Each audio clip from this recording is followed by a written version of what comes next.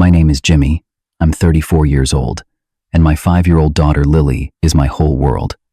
Since her mom walked out when she was just 1, it's been the two of us against everything. Last year, Lily got sick with something rare and expensive, forcing me to do the unthinkable: call my wealthy parents for help after 7 years of silence. What they said in that hospital room still echoes in my nightmares. Before I tell you what happened in that hospital room, let me know where you're watching from. Hit subscribe if you believe family should always come first no matter what. Life for Lily and me wasn't perfect, but we made it work. Our small 2-bedroom apartment above Mrs. Garcia's garage wasn't much, but it was home. I worked at Frank's Auto Repair downtown, fixing cars 6 days a week. The pay wasn't great, but Frank was understanding when I needed time off for Lily's school events or doctor appointments. Money was always tight. After rent, groceries, and childcare, there wasn't much left at the end of the month. But when Lily smiled at me, none of that mattered. Lily was everything a father could hope for. Even at 5, she showed such personality and spirit. Her wavy brown hair always seemed to escape whatever style I attempted in the morning, and her green eyes held a curiosity that amazed everyone she met. She loved art more than anything, constantly drawing pictures of animals, people, and fantastic creatures from her imagination. Her bedroom walls were covered with her masterpieces, each one proudly taped up by my own hands. "Daddy, look, it's us riding dinosaurs to the moon," she'd exclaim, holding up her latest creation. I'd take each drawing, examine it carefully, and give it the praise it deserved. She was talented for her age. At least that's what her kindergarten teacher, Mrs. Wilson, told me during parent-teacher conferences. Lily also loved stories. Every night before bed, we'd read together. Sometimes classic children's books, other times stories I'd make up on the spot. Her favorite was about Princess Lily and her faithful dragon who protected the kingdom from mean wizards. She'd giggle and add details to the story as we went along. "The dragon has purple spots and breathes sparkles. Not fire, Daddy," she'd correct me, completely invested in our little world. Things weren't always this stable. When Rebecca, my ex-wife, left us, Lily was barely 1 year old. I came home from work one day to find a note on the kitchen table. Rebecca had decided motherhood and marriage weren't for her after all. She wanted to find herself and couldn't do that while tied down with a family. The divorce papers arrived a week later. I haven't heard from her since, and honestly, it's better that way. Lily doesn't remember her mother, and I've never had to explain why Mommy doesn't want to see her. Being a single dad meant learning everything the hard way. I watched YouTube tutorials on how to braid hair, spent hours researching healthy lunches, and became an expert at removing stains from tiny clothes. My schedule became a carefully choreographed dance of work, childcare, housekeeping, and parenting. I'd wake up at 5:30, prepare lunches, get Lily ready, drop her at Eleanor's house next door, work from 7 to 5, pick up Lily, make dinner, spend quality time together, handle bath and bedtime, then collapse exhausted only to repeat it all the next day. Eleanor Thompson, my 60-year-old neighbor, was a godsend. A retired kindergarten teacher, she offered to watch Lily while I worked.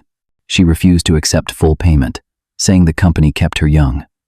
Lily adored her Grandma Ellie, as she called her, though they shared no blood relation. "That child is special, Jimmy," Eleanor would tell me. "Smart as a whip and kind-hearted too. You're doing right by her." Those words meant more to me than she knew. Without my own family in the picture, validation that I was managing this fatherhood thing correctly was precious. Weekends were our special time. Saturday mornings meant pancakes shaped like animals, followed by trips to the park, library, or if money allowed, the children's museum. Sundays were quieter, with crafts at the kitchen table or picnics when weather permitted. These simple moments built our bond stronger than any shared DNA ever could. My own family hadn't been part of our lives for 7 years. The wealthy Mitchells of Lakeside Hills wanted nothing to do with their eldest son, who had disappointed them at every turn. In their world, success meant prestigious universities, impressive careers, and advantageous marriages. I had rejected all three, choosing instead to follow my passion for automotive work, marrying Rebecca against their wishes, and living what they considered an ordinary life. My younger brother Marcus was everything I wasn't in their eyes. Harvard-educated, interning at Bradshaw and Knowles law firm, engaged to the daughter of a state senator. He was their pride and joy, while I remained the family embarrassment. Our last conversation had ended with my mother declaring I was no longer welcome in their home unless I straightened out my priorities. That was 7 years ago, right after I announced Rebecca was pregnant with Lily.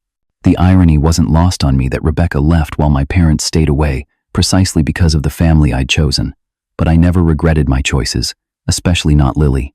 She became my purpose, my reason for pushing through exhaustion and financial stress. Every sacrifice was worth it for her. The first signs something was wrong started subtly.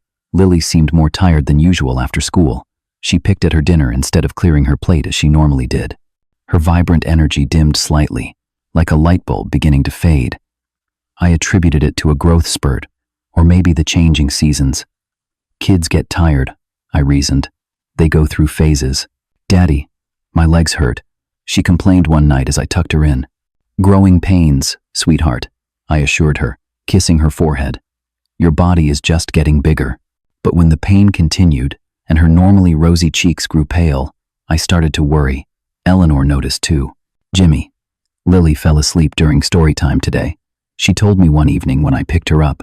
That's not like her at all. And she barely touched her lunch." The worry in Eleanor's eyes mirrored my own growing concern. Something wasn't right with my little girl, and the thought terrified me more than anything I'd ever faced. The turning point came one Tuesday night, when Lily woke up crying with pain in her joints and a fever of 103. No amount of children's Tylenol seemed to help. By morning, dark circles had formed under her eyes, and she was too weak to stand without help. "We're going to the doctor, sweetheart," I told her, trying to keep my voice steady as I carried her to the car. The fear in her eyes broke my heart. My normally brave little girl was scared, and I felt completely helpless. Dr. Peterson, our family physician, examined Lily with a growing frown on his face. He asked numerous questions about her symptoms, energy levels, and eating habits. When he noticed bruises on her legs that I couldn't explain, his expression turned grave. "Jimmy, I want to run some blood tests right away," he said, stepping away from Lily, who had finally fallen asleep on the examination table. "These symptoms concern me." The initial results came back indicating severe anemia, but Dr. Peterson suspected there was more to it. He referred us to Westside Children's Hospital for additional testing and a consultation with a specialist. I called Frank immediately to explain I needed time off. Without hesitation, he told me to take all the time I needed. My job would be waiting. The next 2 weeks became a blur of hospital visits, blood draws, and specialists with serious expressions. Dr. Natalie Sharma, a pediatric hematologist, finally delivered the diagnosis that would change our lives forever. "Lily has a rare form of aplastic anemia," she explained, using terms I struggled to understand. "Her bone marrow isn't producing enough new blood cells. This explains the fatigue, bruising, and susceptibility to infections." I sat in the sterile office, trying to process what this meant, while Lily colored quietly in the corner, unaware of the gravity of our conversation. "What's the treatment?" I asked, the only question that mattered. Dr. Sharma's explanation was complex, but the bottom line was clear. Lily needed specialized treatment, including blood transfusions, immunosuppressive therapy, and possibly a bone marrow transplant. The treatment would be lengthy, difficult, and extraordinarily expensive. "Even with your insurance, the out-of-pocket costs will be significant," she warned gently. "There are also experimental treatments showing promising results that insurance doesn't cover yet." I nodded, not trusting myself to speak. The amount she quoted when I asked was more money than I would make in 5 years at the garage. But what choice did I have? This was Lily's life we were talking about. The financial reality hit hard and fast. My health insurance through work covered some basic treatments, but nowhere near the specialized care Lily needed. The deductible alone was $8,000, and after that, I was still responsible for 20% of all costs. I started working every angle possible.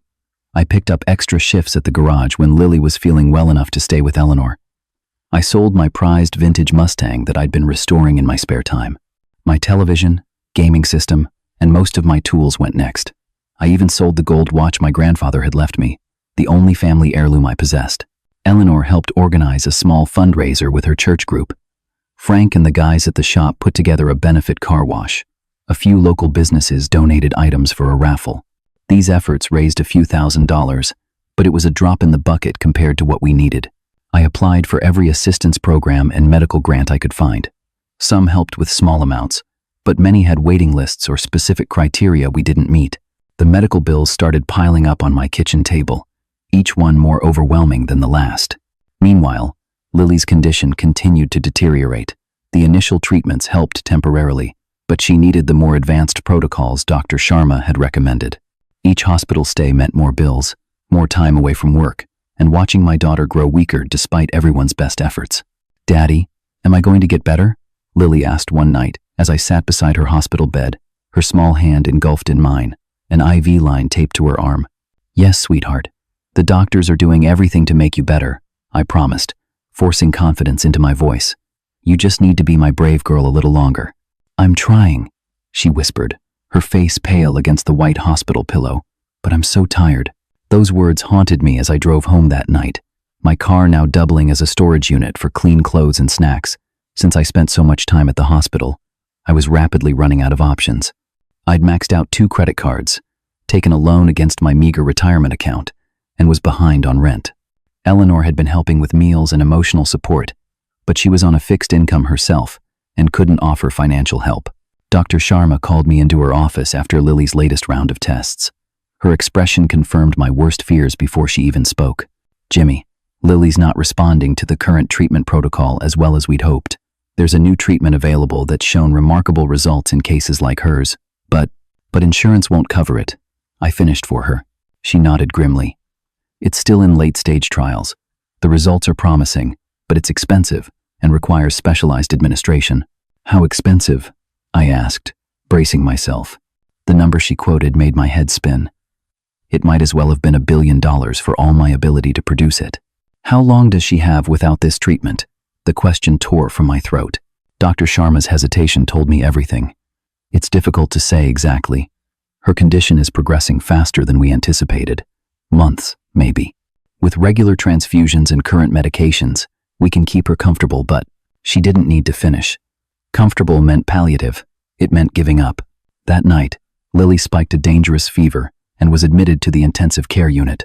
As I watched nurses and doctors rush around her tiny form, attaching monitors and administering medication, I faced the hardest decision of my life.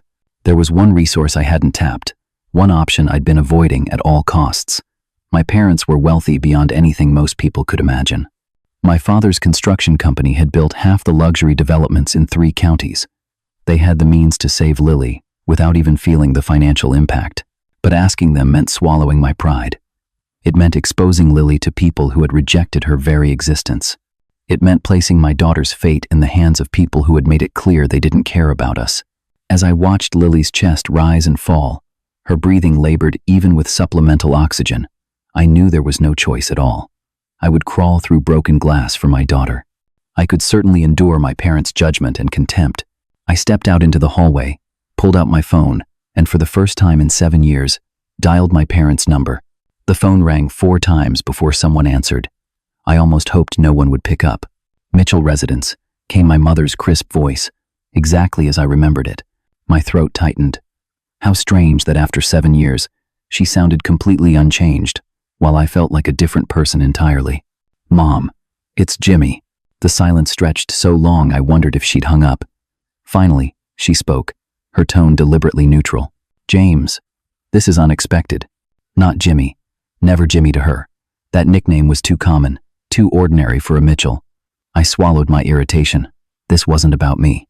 "I wouldn't call if it wasn't important," I said, leaning against the hospital wall. "My daughter is very sick. She needs specialized medical treatment that I can't afford." Another pause. "I see." Just those 2 words, devoid of any grandmotherly concern or basic human empathy. I closed my eyes, reminding myself why I was doing this. She has a rare form of aplastic anemia. The doctors say there's a treatment that could save her, but insurance won't cover it. "And you're calling for money," she stated flatly. "I'm calling because Lily is your granddaughter, and she's fighting for her life," I replied, struggling to keep my voice steady. "Yes, I need financial help for her treatment. I've done everything I can. Your father and I made it clear where we stand, James.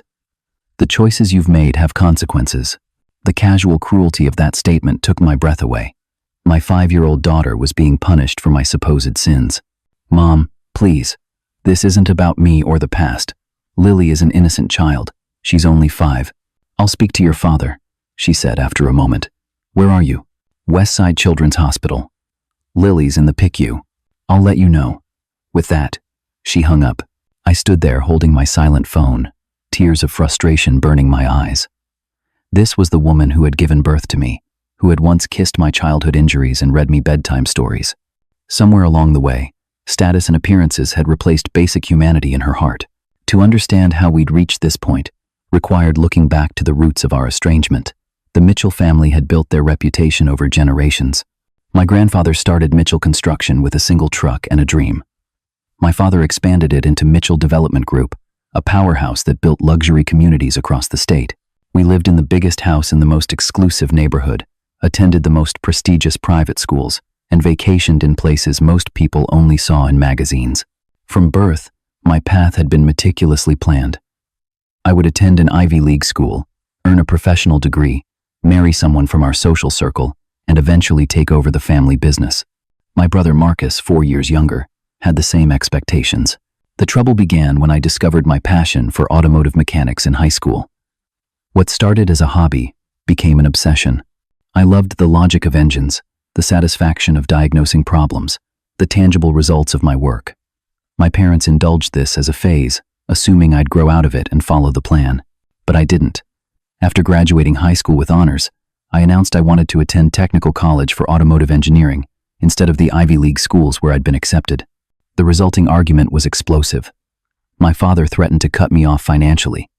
My mother cried as though I'd announced plans to become a criminal. Eventually, we reached a compromise. I would attend the university of their choice and could take automotive classes on the side. I agreed, naive enough to think this would satisfy everyone. It didn't. College became 4 years of going through the motions in business classes while my passion burned elsewhere. After graduation, instead of accepting the position my father had arranged at a prestigious financial firm, I took a job at a high-end auto shop. The final break came when I met Rebecca at that shop when she brought in her car. She was beautiful, vibrant, and completely outside our social circle. The daughter of a public school teacher and a nurse, Rebecca worked as a graphic designer and lived in a modest apartment downtown. When I announced our engagement 6 months later, my parents were livid. My mother called Rebecca a gold digger. My father accused me of deliberately sabotaging my future out of rebellion. The wedding was small, with none of my family present. The pregnancy announcement a year later was met with similar disdain. My mother suggested Rebecca had trapped me. My father said I was throwing away generations of family building for some girl and a baby. That was the last straw. I told them, if they couldn't support my family, they weren't welcome in my life. Meanwhile, Marcus had followed the family playbook perfectly. Harvard undergraduate, Harvard Law, internship at a top firm, engagement to Sophia Winters, daughter of State Senator Winters. He became everything I had refused to be, earning the adoration and financial support my parents had once offered me. The irony of it all was that Rebecca left anyway, deciding family life wasn't for her either. But by then, the bridges with my family had been thoroughly burned. Pride and hurt kept me from reaching out, even as I struggled to raise Lily alone. Now, standing in that hospital hallway 7 years later, none of that history mattered. Only Lily mattered. I returned to her room, taking my regular spot in the uncomfortable chair beside her bed. She was sleeping fitfully, her small body fighting the infection that her compromised immune system couldn't handle.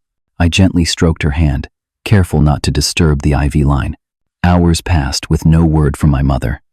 I dozed occasionally, but mostly watched Lily breathe, terrified each time the monitors beeped or her breathing pattern changed. Around midnight, my phone vibrated with a text message. "We will come tomorrow at 2 p.m. Have the doctor available with all information." No greeting, no question about Lily's condition, just a directive from my father. I showed the message to Dr. Sharma the next morning. "I'll make sure I'm available," she promised, squeezing my shoulder supportively. "We'll do everything we can for Lily, Jimmy." Lily was slightly better that morning, the aggressive antibiotics finally taking effect. The fever had broken, and she was awake enough to eat a little breakfast and even ask for her sketchbook. "Daddy, who's coming to visit?" she asked as I helped her sit up against the pillows. "Your grandparents," I said carefully. "My mom and dad. They've never met you before." Her eyes widened. "I have grandparents? Like Tommy at school?" "Yes, sweetheart. How do you explain to a child that her grandparents had chosen to never know her? Will they like me?" The innocent question broke my heart. "They'll love you," I lied. "Everyone loves you." She insisted on drawing pictures for them, her small hands working carefully despite her weakness. I watched her tongue poke out in concentration as she drew what appeared to be 4 stick figures holding hands. "That's you, me, Grandma, and Grandpa," she explained proudly. "For when we all go to the park together." I blinked back tears, wishing her innocent vision could become reality. But I knew better than to expect warmth from the Mitchells. I was asking for financial help, nothing more. Any fantasy of a happy family reunion was just that, a fantasy. As 2 o'clock approached, I helped Lily look her best, brushing her thinning hair and helping her into the clean pajamas Eleanor had brought. My stomach twisted with anxiety as I waited for the family I hadn't seen in 7 years. The family who now held my daughter's life in their hands. At exactly 2 o'clock, they arrived. My father, Richard Mitchell, entered first. His imposing figure barely diminished by his 65 years. His silver hair was perfectly styled, his custom suit impeccable. My mother, Victoria, followed, elegant as always in designer clothes, not a strand of her blonde hair out of place. To my surprise, Marcus came too, looking uncomfortable in his expensive suit. None of them carried flowers, a stuffed animal, or any token for a sick child. "James," my father acknowledged me with a curt nod, his eyes sweeping critically around the hospital room before landing on Lily. My mother didn't speak, her gaze deliberately avoiding the small figure in the bed. Marcus gave me an awkward half-smile but remained behind our parents. "Thank you for coming," I said formally, hating how my voice automatically reverted to the careful tone I'd always used around them. "This is Lily. Lily, these are your grandparents, Richard and Victoria, and your Uncle Marcus." Lily, despite her illness, summoned her brightest smile. "Hello, I drew pictures for you." She held up her drawings proudly. My mother glanced at them without taking them. "How nice." The awkward silence that followed was broken by Dr. Sharma's arrival. She introduced herself professionally, then suggested we move to the consultation room for privacy. A nurse stayed with Lily while we followed Dr. Sharma to a small conference room down the hall. Once seated, Dr. Sharma outlined Lily's condition in detail, explaining the diagnosis, current treatment, and prognosis without the experimental therapy. She presented the information clearly, using medical terminology but translating it into layman's terms as needed. My parents listened with the same expressions they'd used during investment presentations, expressionless, calculating. "The treatment protocol we're recommending has shown an 80% success rate in cases similar to Lily's," Dr. Sharma concluded. "Without it, her prognosis is poor. We're talking months rather than years." "And the cost?" my father asked, his first words since the doctor began speaking. Dr. Sharma quoted the figure I already knew, a number that represented more money than I'd ever see but a fraction of my parents' wealth. "That seems excessive," my mother remarked coldly. "Are you certain this diagnosis is correct? Perhaps a second opinion." "Mom," I interrupted, unable to contain myself. "Dr. Sharma is one of the top specialists in the country. Lily has been through extensive testing." My father raised his hand, silencing me as he had when I was a child. "And this experimental treatment, what are the exact success metrics? What studies have been published? What are the potential side effects and long-term outcomes?" Dr. Sharma handled the interrogation professionally, providing detailed answers to each question. It became clear that my father wasn't asking out of concern for Lily's well-being but to assess the investment value of her life. After 20 minutes of this, Dr. Sharma was called away for an emergency. She excused herself, promising to return soon and leaving us alone in the sterile conference room. "Well, this is quite a situation you've gotten yourself into, James," my father said once the door closed behind her. "I didn't get myself into anything," I replied, fighting to keep my voice level. "My daughter is sick. It could happen to anyone's child." "Perhaps," my mother said, inspecting her manicure, "but most people have the foresight to establish proper financial security before taking on dependents." The casual cruelty of her words stunned me into momentary silence. Marcus shifted uncomfortably in his seat but said nothing. "I've done everything possible," I finally said. "I've sold everything I own. I've worked extra jobs. I've applied for every program available. There's nowhere else to turn." "There's always somewhere to turn if you've made the right choices in life," my father replied. "Actions have consequences, James. Your choices led you here." "My choices? You mean my choice to follow my passion instead of your plan? My choice to marry someone I loved rather than someone you approved of?" I could feel my control slipping. "How exactly did those choices cause Lily's illness?" "Don't be deliberately obtuse," My mother snapped. If you had followed the path we laid out, you would have the resources to handle this situation independently. Instead, you rejected everything we offered, and now you come with your hand out. I took a deep breath, swallowing my pride. This wasn't about winning an argument. It was about saving Lily. You're right. I made choices you didn't agree with. But Lily is innocent in all this.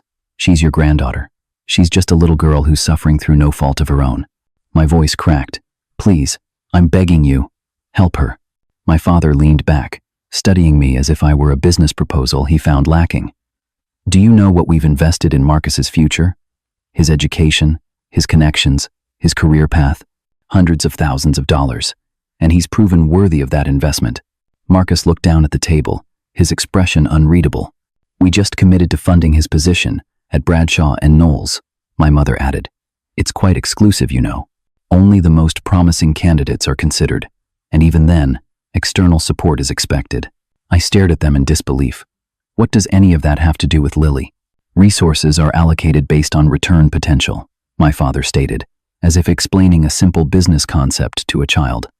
Marcus has proven his value. He's positioned to carry on the Mitchell legacy. What would investing in your daughter provide? The room seemed to tilt around me. Provide? She's a child fighting for her life, not a stock option. My mother sighed dramatically. This emotional outburst is precisely why you were never suited for the family business, James. Everything is feelings with you, never practicality. Practicality? I echoed, my voice rising despite my efforts to stay calm. We're talking about letting a 5-year-old die because you don't see the practical value in saving her? Perhaps it's her time, my mother said with a dismissive wave of her hand. Then, inconceivably, she laughed a short, cold sound utterly devoid of humor. Let her die. Maybe it's her time to go. The words hung in the air like poison. I couldn't believe what I'd just heard. My own mother, laughing about the death of her granddaughter. Marcus looked shocked, his eyes darting between our mother and me. Victoria, my father said, not in reproach but as if she'd been tactlessly honest. Then he turned to me. What your mother means is that not every situation can or should be salvaged, regardless of emotional attachments. The hard truth, James, is that your daughter is a burden. Your brother's future matters more to this family. Something broke inside me at that moment. The last thread of hope that somewhere deep down my parents still possessed basic human decency snapped completely. A burden, I repeated, the words barely audible. My daughter's life is a burden not worth saving, but Marcus's law career is an investment worth hundreds of thousands. Now you understand, my mother said, as if I'd finally grasped an important lesson. Family resources must be allocated strategically. Strategic allocation, I echoed hollowly. That's what this comes down to.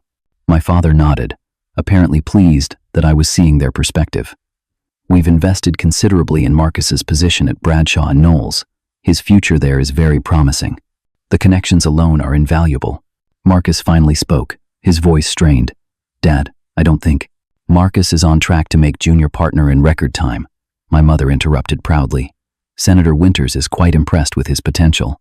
The wedding to Sophia next spring will cement our family's position perfectly. I looked at my brother, searching for any sign that he found this conversation as repulsive as I did. His eyes met mine briefly before looking away, his face flushed with what might have been shame. A soft knock at the door interrupted this nightmare. A nurse poked her head in. Mr. Mitchell, Lily is asking for you. She's getting anxious. I'll be right there, I said, grateful for any excuse to escape this room. When I returned to Lily's room, she was sitting up against her pillows, clutching her favorite stuffed rabbit. Daddy, where did everybody go? Didn't they want to see my pictures? Her voice was small, confused.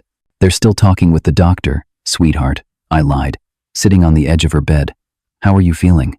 Tired. She leaned against me. Did Grandma and Grandpa like me? The innocent question tore at my heart. Of course they did. How could anyone not like you? Uncle Marcus looked nice, she continued, oblivious to my pain. He looks like you, Daddy. Yes, he does, I agreed, smoothing her hair. Try to rest a bit, okay? She nodded, her eyelids already drooping. Will they come back tomorrow? I can draw better pictures if they didn't like these ones. I swallowed the lump in my throat. We'll see, sweetheart. Just rest now. When she drifted off to sleep, I returned to the conference room, steeling myself for whatever came next. My parents were standing, clearly preparing to leave. Marcus remained seated, looking uncomfortable. "We've discussed the situation," my father announced without preamble. "While we cannot condone the choices that led to this circumstance, the Mitchell name does carry certain obligations." He withdrew a checkbook from his inner pocket, wrote with quick, decisive strokes, then tore out the check and placed it on the table. "This should cover immediate expenses and funeral arrangements if necessary," he said, matter-of-factly. "We won't be involved beyond this point." I looked down at the check. The amount was less than a tenth of what Lily's treatment would cost. It was an insult disguised as charity. "Funeral arrangements," I repeated, my voice hollow. "Best to be prepared for all outcomes," my mother said with chilling practicality. "The Mitchell Family Trust cannot be expected to fund extensive medical care for." "Well," she glanced toward Lily's room, "the situation is unfortunate, but as your father said, choices have consequences." They moved toward the door, clearly considering the matter closed. Marcus hesitated, looking between them and me. "James, we have a dinner engagement," my father prompted when Marcus didn't immediately follow. "I'll catch up," Marcus said quietly. My parents exchanged a look but left without further comment.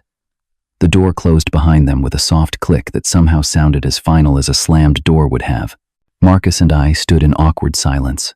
He'd grown up in the 7 years since I'd seen him last, his boyish features sharpened into those of a confident young professional. But at that moment, he looked like the uncertain little brother I remembered from childhood. "Jimmy, I'm sorry," he finally said, using my nickname for the first time in years. "I didn't know they would." "Would what? Write off their granddaughter as a poor investment? Laugh about her dying?" The bitterness I felt was overwhelming. "Why are you even here, Marcus? To witness my humiliation? To report back on how far the family disappointment has fallen?" He flinched at my tone. "No. I wanted to meet her. Lily. I've always wondered about her." "Well, now you have. She's the 5-year-old in that room fighting for her life while her grandparents decide she's not worth saving." I picked up the insulting check and tore it in half. "You can tell them to keep their blood money. I'll find another way." "Jimmy, wait." Marcus reached out, but I was already heading for the door. "Go back to your perfect life, Marcus. Go be the son they always wanted. Just know what it costs." I paused, my hand on the doorknob. "And when you have children someday, remember this day. Remember what our parents are capable of." I returned to Lily's room, my mind reeling. Somehow, even knowing my parents as I did, I had not been prepared for the depth of their callousness. The way my mother laughed, the cruel dismissal of my father, the utter lack of basic human empathy for a suffering child. Lily was still sleeping, her face peaceful despite the monitors and tubes. Looking at her, so small and vulnerable in that hospital bed, something hardened inside me. A resolve crystallized, born of desperation and rage and love more powerful than anything I'd ever felt. If my parents saw the world only in terms of investments and returns, then perhaps it was time I spoke their language. They had made it clear what they valued, and in doing so, they had shown me exactly how to reach them. That night, after Eleanor came to sit with Lily, I drove home in a state of numb shock. The apartment felt emptier than usual, Lily's absence like a physical void in the space. Her drawings covered the refrigerator, her toys neatly arranged in the living room corner, waiting for her return. I stood in the doorway of her bedroom, looking at the cheerful yellow walls and the princess canopy over her bed, and felt the full weight of what I stood to lose. The conversation with my parents replayed in my mind on endless loop. "Let her die. She's a burden. Your brother's future matters more." Each word was a knife twist, reopening wounds I thought had scarred over years ago. But this was different. This wasn't about me anymore. They weren't just rejecting me. They were condemning my innocent daughter to death because they didn't consider her valuable enough to save. I collapsed onto my couch, exhaustion and despair threatening to overwhelm me. For a brief moment, I considered giving up. Maybe this was a fight I couldn't win. Maybe the universe was determined to take everything from me. Then my eyes fell on Lily's favorite photo, framed on the coffee table. It showed the two of us at the beach last summer, building a sandcastle together. Her smile was radiant, her arms thrown around my neck in pure joy. I remembered that day perfectly, her delight at seeing the ocean for the first time, her determination to build the biggest castle ever, the way she fell asleep against my shoulder on the drive home, sandy and sunburned, and completely happy. That single image shifted something inside me. Despair transformed into determination. I would not let her die.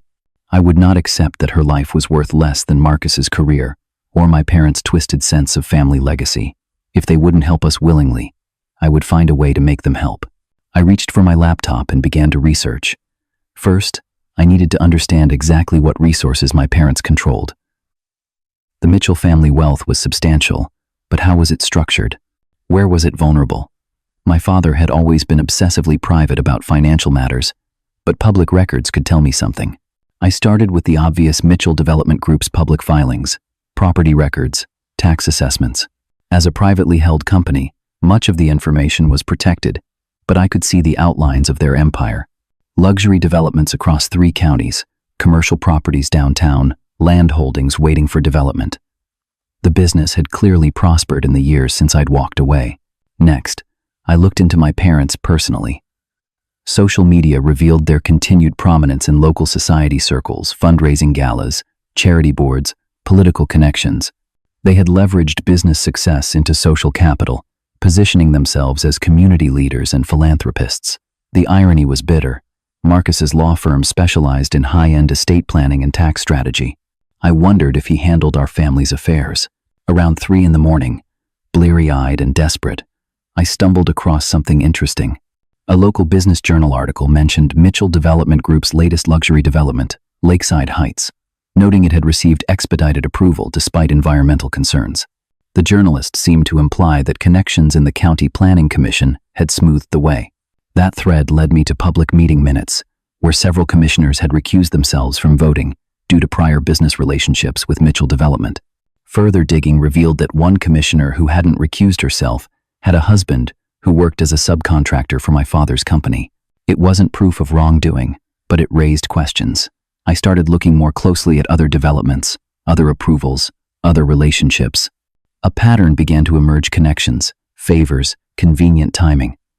Nothing overtly illegal, perhaps, but enough gray areas to warrant scrutiny.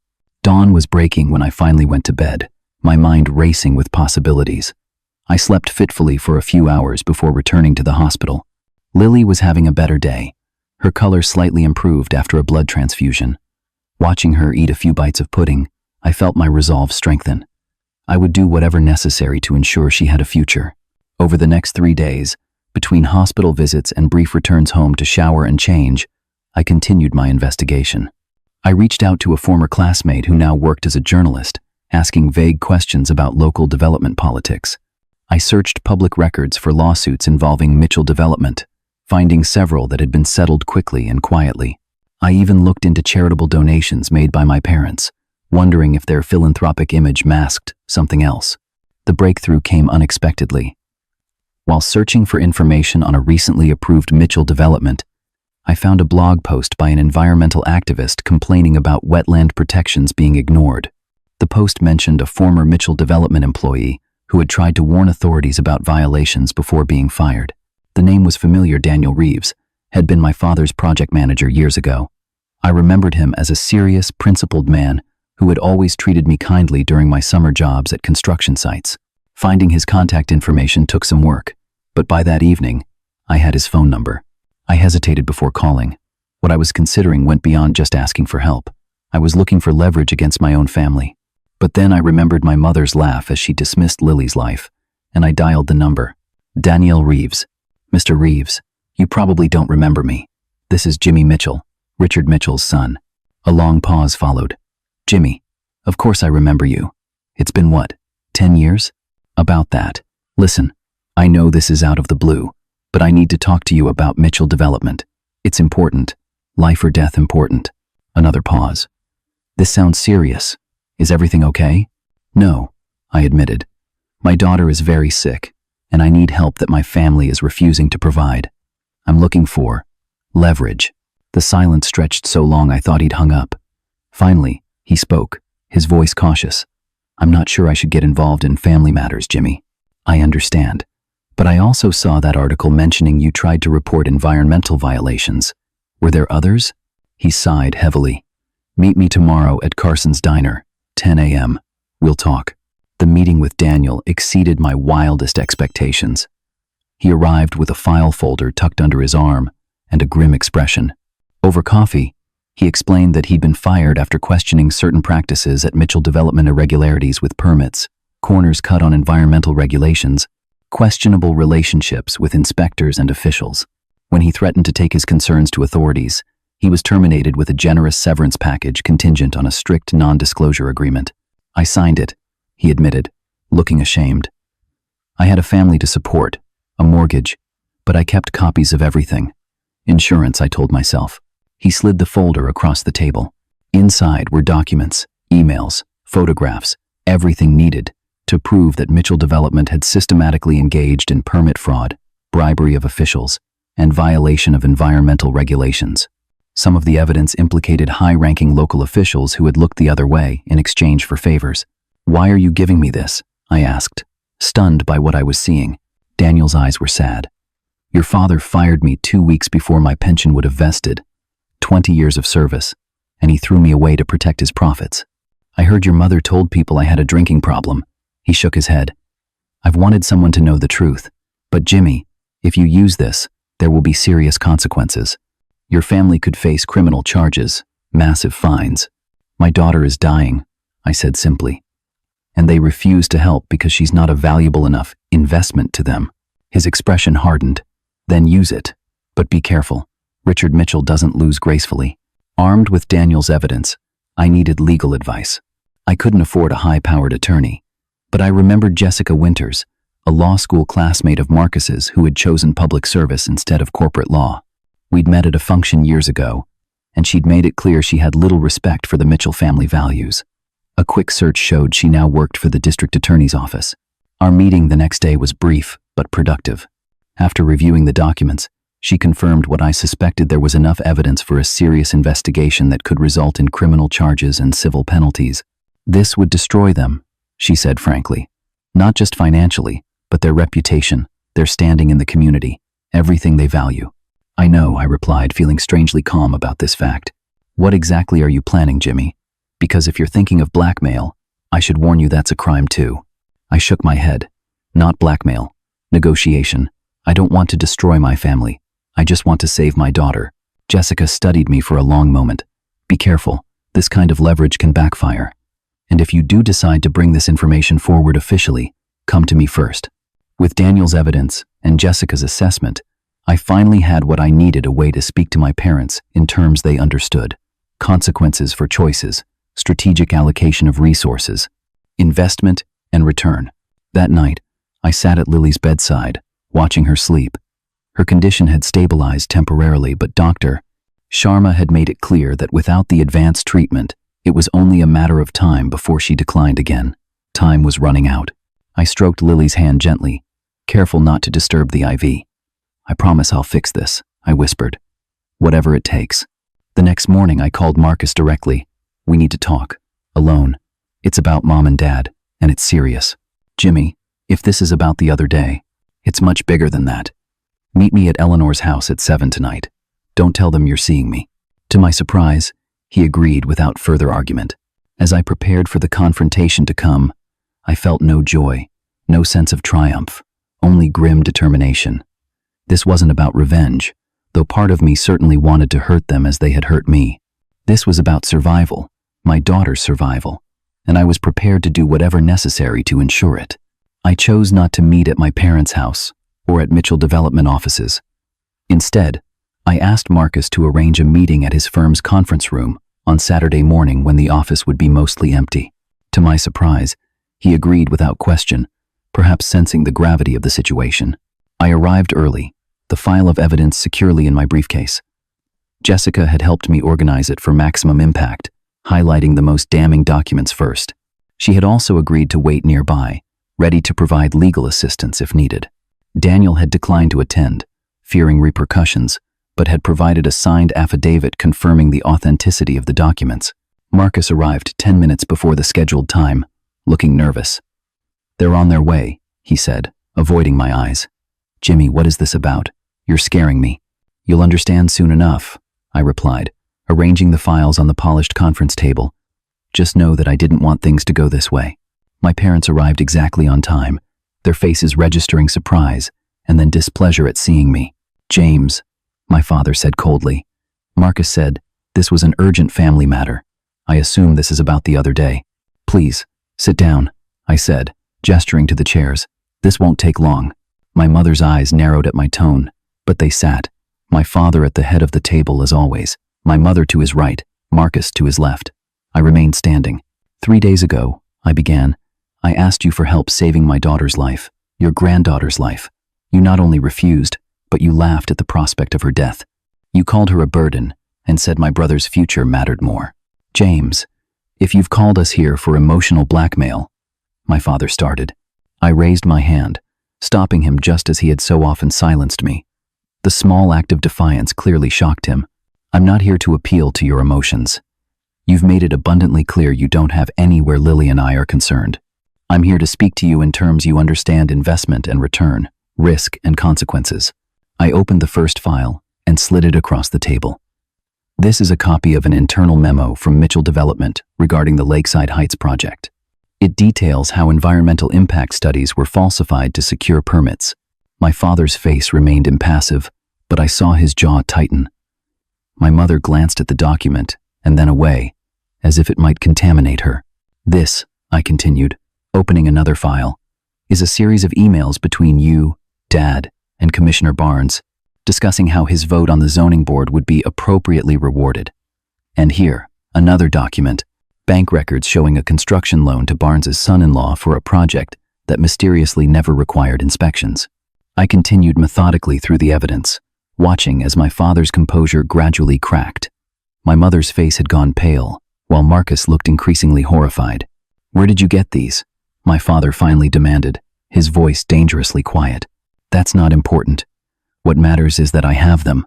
Complete copies have been secured with multiple third parties, to be released if anything happens to me or to Lily.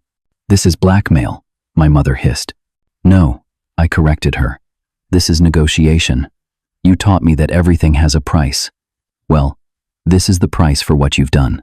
Your public reputation, your business, possibly even your freedom, if these documents reach the district attorney. My father's face had turned an alarming shade of red. You would destroy your own family? Over what? Money for a treatment that might not even work? That's the thing, Dad. You already destroyed our family. The moment you decided Lily's life wasn't worth saving, you proved we were never really family at all. Marcus suddenly spoke up. Is all this true? The bribery? The falsified reports? My father didn't answer, which was answer enough. I have a proposal, I continued. A contract has been drawn up by an attorney. It stipulates that you will pay for Lily's complete medical treatment, including any follow-up care and medication she requires. You will also establish a trust fund for her education and future needs. I placed the document on the table. In exchange, these files will remain sealed unless you violate the agreement. I don't want your money for myself. I don't want revenge. I just want my daughter to live. My father stared at me with cold fury. You think you can come in here and threaten me? I built this company from nothing. I can destroy you. No, Dad, you can't. Not anymore. I have nothing left to lose except Lily, and I will do absolutely anything to save her. I met his gaze without flinching, including destroying everything you've built. My mother turned to Marcus. Marcus, talk sense into your brother. He's clearly lost his mind. To everyone's surprise, Marcus shook his head. No, Mom. I think Jimmy's the only one making sense right now. He looked at the documents spread across the table. We're talking about letting a little girl die. A little girl who shares our blood. Because what? It might impact my career path? My trust fund? You don't understand what's at stake, my father growled. I think I do, Marcus replied, his voice stronger now. My whole life, you've controlled everything: who I could be friends with, what I should study, where I should work, who I should marry. All for the Mitchell legacy. And now I find out that legacy includes fraud and corruption. My mother looked stricken. Marcus, you don't mean that. I do. He stood up suddenly. Jimmy's right. You did destroy this family, long before today. And I've been complicit by going along with everything, by never questioning, by accepting the favoritism that came at my brother's expense. My father slammed his fist on the table. Enough, both of you. He glared at me. You want money for the girl? Fine, I'll sign your damned contract. But this ends here. After this, you're no longer my son. Neither of you, he added, looking at Marcus. I stopped being your son the day you decided my child wasn't worth saving, I replied calmly.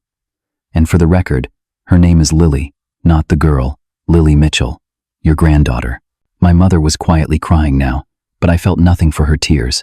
They weren't for Lily or for me or even for Marcus. They were for herself, for the crumbling of the perfect image she had worked so hard to maintain. My father snatched up a pen and signed the contract with a vicious scrawl. "Get out, and take these with you," he said, shoving the incriminating files toward me. "I never want to see either of you again." "One last thing," I said, my voice steady despite the emotions churning inside me. "The contract requires that you contact Dr. Sharma today and make arrangements for payment. If you don't, or if you try to find a way out of this agreement, everything goes public immediately." I gathered the files and the signed contract, feeling no triumph, only relief that Lily would get her treatment and a profound sadness at what this family had become. As I turned to leave, Marcus stood up. "I'm coming with you." My father's face contorted with rage. "If you walk out that door with him, you're finished at Bradshaw and Knowles. Your trust fund, your position, your engagement, everything is gone." Marcus paused for only a moment. "I know." Then he followed me out the door. In the hallway, he leaned against the wall, looking shell-shocked. Did I just throw away my entire future? "No," I said, feeling a strange mixture of admiration and pity for him. "You just started a new one that's actually yours." "I had no idea, Jimmy, about any of it, the business practices, how they treated you and Lily. I've been so focused on being what they wanted." "I know," I said, and I did. Marcus had been as much a victim of our parents' twisted values as I had been, just in a different way. "What will you do now?" He ran a hand through his perfectly styled hair, messing it up for the first time I could remember. "I don't know, but I'd like to start by meeting my niece properly, if that's okay with you." Something like hope flickered in my chest. "She'd like that. She liked your tie, by the way, the blue one with little sailboats. She noticed it the other day." A small smile crossed his face. "It was a gift from Sophia. I guess I should call her too. She deserves to know what kind of family she's marrying into." He sighed heavily. "God, Jimmy, how did we end up here?" I had no answer for that. We walked out of the building together into the bright morning sunlight, two brothers united for the first time in years by the revelation of just how broken our family truly was. But beneath the sadness and the shock, I felt a profound relief. Lily would get her treatment.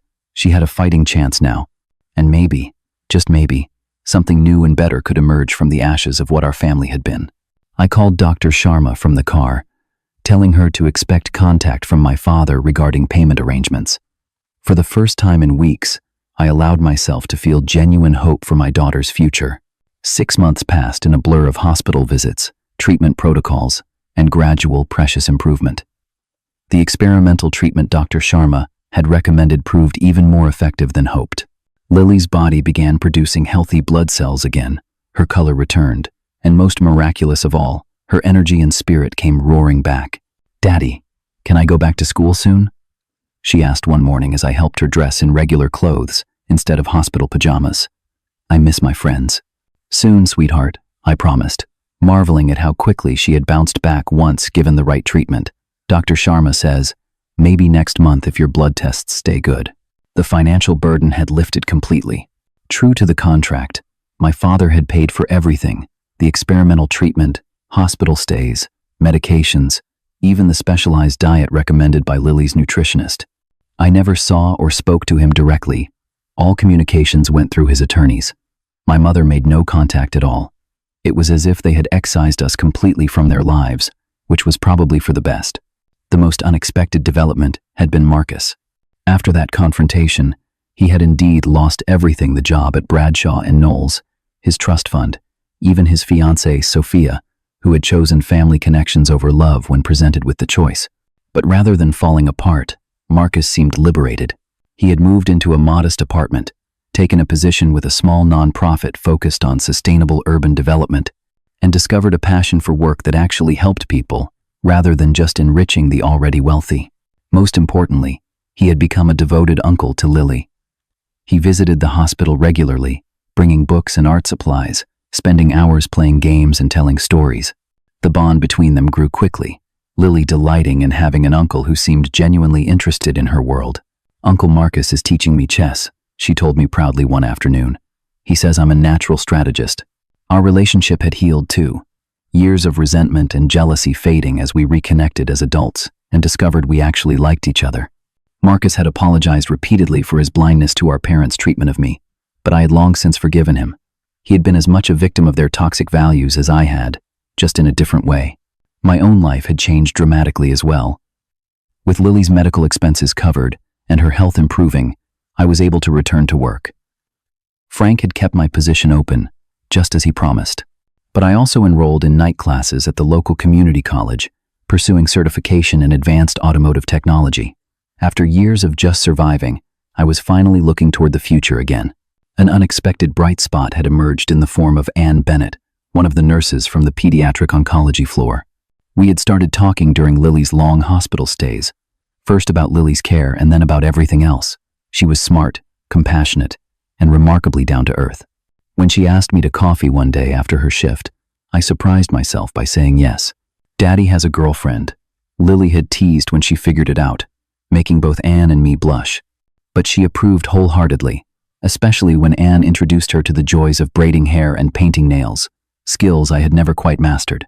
1 year after the confrontation with my parents, we celebrated Lily's complete remission with a small party at our new apartment. Eleanor was there, of course, as was Marcus, Ann, Frank and his wife, and a few of Lily's friends from school. The apartment was filled with laughter, music, and the chaos of children playing hide-and-seek between the rooms.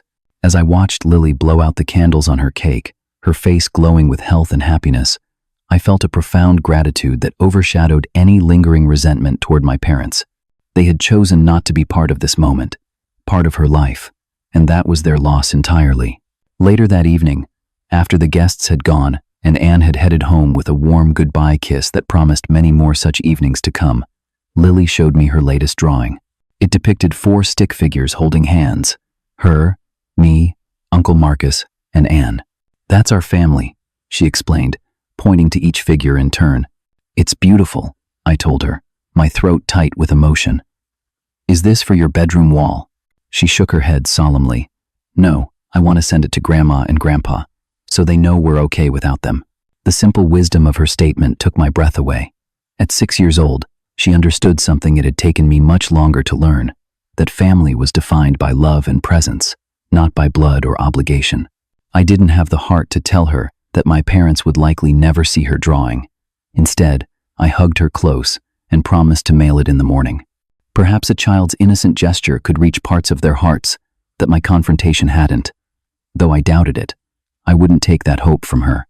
The journey had taught me lessons I never expected. I had discovered a strength within myself I hadn't known existed. I had learned that sometimes fighting for what matters requires difficult choices and uncomfortable actions. I had been forced to become the kind of father who would move mountains to save his child, even if that meant confronting powerful people and uncomfortable truths. But perhaps the most profound lesson had come from Lily herself. Despite everything she had endured, the illness, the treatments, the absence of grandparents who should have cherished her, she remained open-hearted and resilient. She hadn't learned to hate or hold grudges. She still drew pictures for the grandparents who had rejected her, still saw the good in people, still approached each day with curiosity and joy. Marcus had changed too, finding purpose in work that aligned with his values rather than our parents' expectations. "I'm happier now than I've ever been," he confessed one evening as we sat on my balcony after Lily had gone to bed. "I always thought success meant following their plan, but now I understand it's about living authentically."